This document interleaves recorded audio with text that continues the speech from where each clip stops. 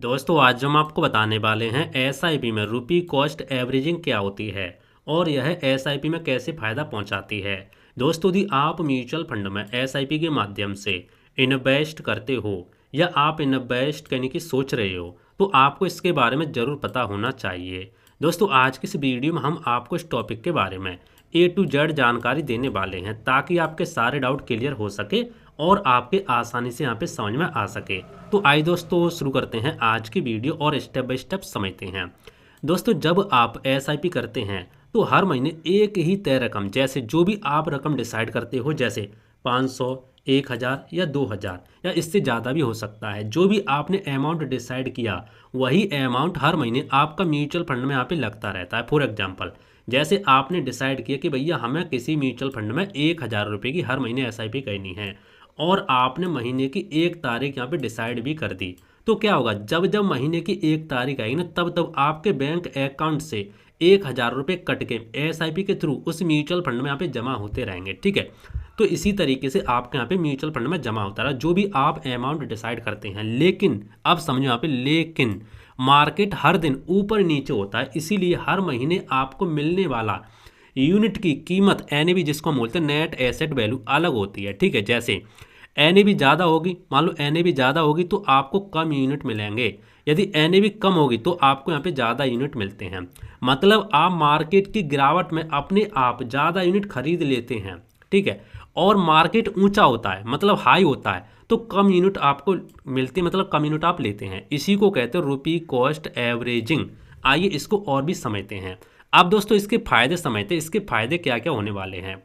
ठीक है, मार्केट गिरने पर भी नुकसान नहीं बल्कि ज़्यादा यूनिट आपको मिलते हैं। देखो एसआईपी में क्या होता है, मार्केट भले यहाँ पे और ज़्यादा गिर जाए तो आपका यहाँ पे नुकसान नहीं होता, क्योंकि मार्केट जब जब गिरेगा तो म्यूचुअल फंड की एनएवी यहाँ पे कम होती जाती है।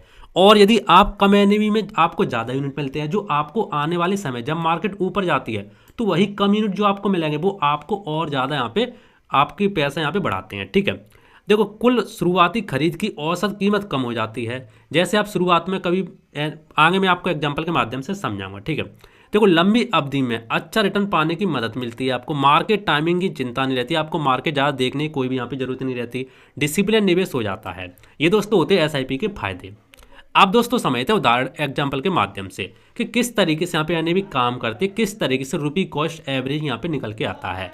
तो मान लीजिए फॉर एग्जाम्पल आपने किसी भी म्यूचुअल फंड में 1000 रुपये हर महीने इन्वेस्ट करने का डिसाइड किया, म्यूचुअल फंड में एसआईपी करने का डिसाइड किया। ठीक है, कोई म्यूचुअल फंड हो सकता है XYZ। तो आइए अब मैं आपको समझाने वाला हूँ। जैसे मान लो यहाँ पे हमने महीने लेके रखे एनएवी खरीदी गई यूनिट। ठीक है, तो देखो मान लो आपने एक महीने में जो आपने पैसा इन्वेस्ट किया 1000 रुपये पहले इन्वेस्ट हुआ आपका, तब उस म्यूचुअल फंड की एनएवी चल रही थी। एनएवी क्या होता है, नेट एसेट वैल्यू। जो लोग नए हैं उनको मैं बता रहा हूँ, जो लोग पुराने उनको पता होगा, नेट एसेट वैल्यू। इसी के हिसाब से आपको जो पैसा आप इन्वेस्ट करते हो इसी के हिसाब से आपको यहाँ पे यूनिट मिलते हैं। यानी आप बोल सकते हैं जिस तरीके से आप कंपनी में डायरेक्ट पैसा इन्वेस्ट करते हो उस कंपनी की कुछ कीमत होती है। जैसे मान लो रिलायंस है, ठीक है, रिलायंस कंपनी, उसकी कोई ना कोई कीमत होगी, जैसे 1000 होगी, 2000, कितनी भी हो सकती है, XYZ। मान लो रिलायंस की कंपनी की 2000 रुपये कीमत है, तो यदि आप उसमें 2000 रुपये लगाएंगे तो भैया आपको एक शेयर मिलेगा, वो यहाँ पे क्या शेयर होता है। और यहाँ पे एसआईपी में क्या होता है, म्यूचुअल फंड में क्या होता है, यूनिट होता है, शेयर नहीं होता, यहाँ पे यूनिट होता है, वैल्यू होती है। और यहाँ पे शेयर की जो कीमत होती है, यहाँ पे जो एनएवी होती है वो एक सी होती है। ठीक है, यानी यहाँ पे शेयर की कीमत बोलते हैं और म्यूचुअल फंड में एनएवी बोलते हैं, नेट एसेट वैल्यू। तो आपके समझ में आ गया होगा। ठीक है, एनएवी होती क्या है। तो फॉर एग्जाम्पल आपने किसी म्यूचुअल फंड में 1000 रुपये हर महीने इन्वेस्ट किए, ठीक है, और आपने 4 महीने तक इन्वेस्ट किए, तो होता क्या, पहले महीने भाई साहब 50 रुपये उसकी एनएवी थी, कितनी, 50 रुपये। तो जो आपको यूनिट मिले वो आपको ऐसा 20 यूनिट मिले, क्योंकि यदि आप 1000 से डिवाइड करेंगे तो 20 यूनिट यहाँ पे निकल के आएंगे। दूसरे महीने आपने एसआईपी की तो उसकी एनएवी 40 रुपये थी, यानी उसका जो भाव थोड़ा गिर गया, तो भैया आपको यहाँ पे 25 यूनिट मिलेंगे, ज़्यादा यूनिट मिलेंगे। तीसरे महीने आपने यहाँ पे एसआईपी की तो भैया उसकी जो एनएवी थी 20 रुपये थी, उसका थोड़ा भाव और गिर गया, तो भैया आपको 50 यूनिट मिल गए।